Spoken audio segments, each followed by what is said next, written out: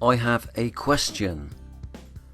The question is this: are you feeding your soul right now? Simple question, yes or no answer.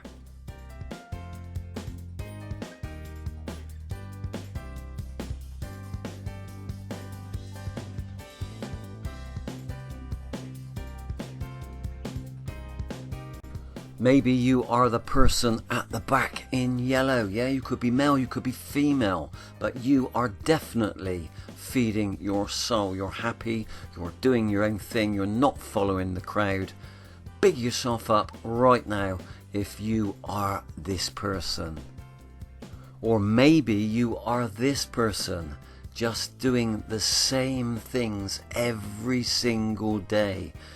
Working, sleeping, eating, working, eating, sleeping. Yeah, you have no purpose. You haven't found your power. You're not feeding your soul. Let me tell you this, my friends. We all need to be feeding our soul daily, weekly, monthly. Yeah, so here's the question again. Are you feeding your soul right now?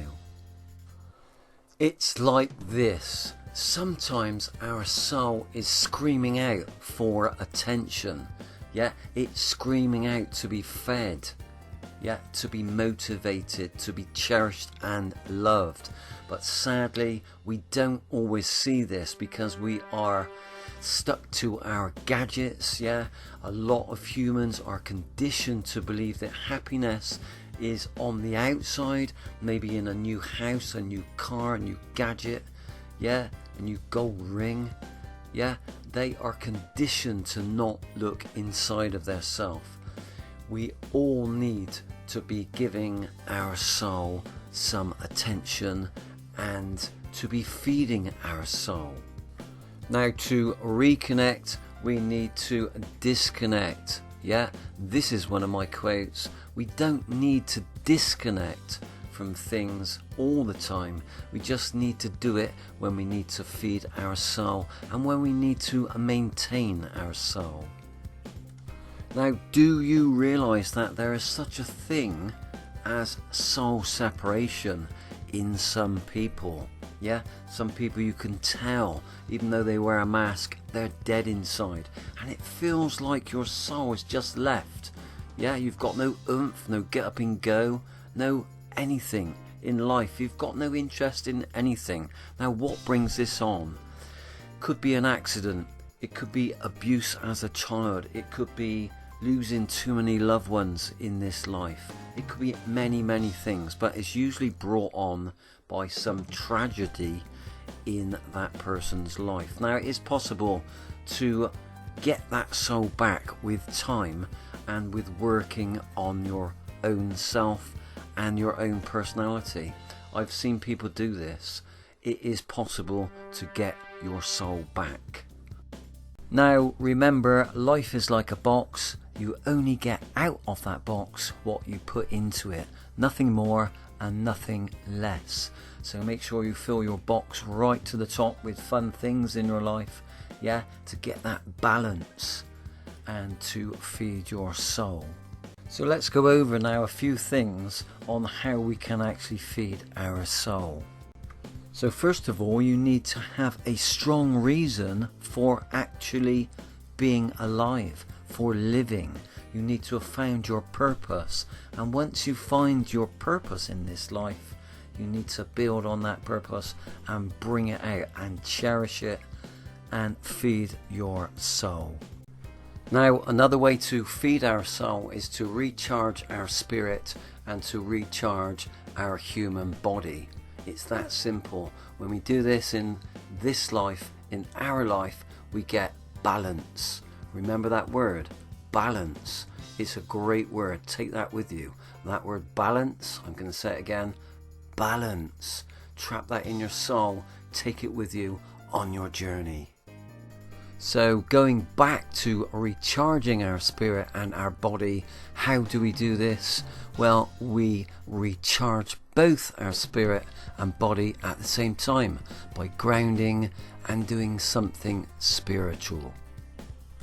So one way of doing this is to meditate outside with our Earth Mother, Mother Gaia. Yeah, I try and do this every other day. This is me. Or we can, in fact, walk with nature, amongst nature. This is me actually touching the energy of this beautiful tree. I'm touching and connecting with the spirit of this tree.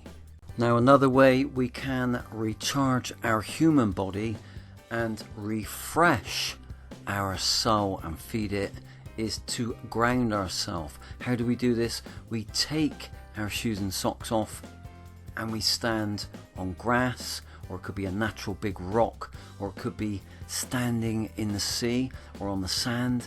This is grounding. This is what I call natural grounding.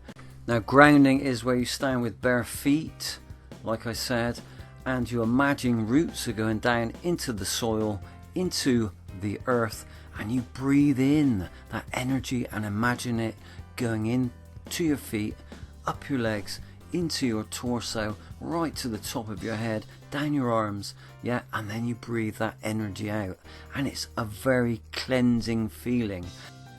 Now, you can also do grounding and get that good grounding feeling with your hands by doing some simple gardening. Yeah, that also makes you feel good. So let's look at some other things that also feed our soul. Now, another way we can feed the soul is by giving ourselves some self-love. Now, I'm not talking about look at me, look at me, look at me, and look at me. Aren't I beautiful? Aren't I good looking? I'm talking about feeding yourself better, eating better, sleeping better, going to bed early, yeah, saying no to other people when you need to rest and to recharge. I'm talking about treating yourself to something nice because you deserve it, because you've worked hard that week or that month. This is all self-love. It gives respect to our soul. It feeds the soul and it gives that respect back to ourselves and to our life. Now, another way of feeding the soul is to find out what your passions are. What do you love doing? What keeps you motivated? What keeps you going? What would you love to try if you had the money? What are your passions? I remember when I was in my teens, somebody around me, you know, maybe an older person, or maybe I read it somewhere, or just pick it up in a conversation. Yeah, I pick up something wise. I put that down, that little wise sentence, and I put it down on a piece of odd paper, and I put it in my little book, yeah, that I kept. It was getting rather wide over the years because I knew that my passion in later life would be to fix people, to help people, and to motivate people and to help them to find their own power. So that was my passion, and I'm still doing this today, and it feels wonderful. So this is one thing that you can do to really feed your soul big time. Here's a quote for you. Instead of wondering when your next vacation is, maybe you should set up a life you don't need to escape from.